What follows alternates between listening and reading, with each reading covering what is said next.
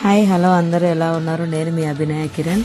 ఈ వ్లాగ్ లో నాకు ఎంత హ్యాపీనెస్ అనిపిస్తుంది అంటే మన సింగపూర్ లో కూడా అయోధ్య రామ మందిరం లాంటి ఒక మందిరమా, ఎంత ఆశ్చర్యంగా అనిపించింది.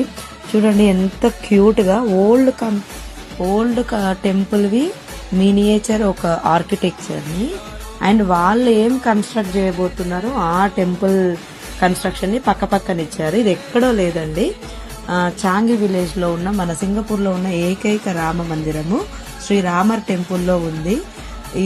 వాళ్ళ ఈ కంపారిజన్ చూసి నాకు చాలా హ్యాపీగా అనిపించింది. పేరు అయోధ్య అని పెట్టారు ఈ బిల్డింగ్ కి.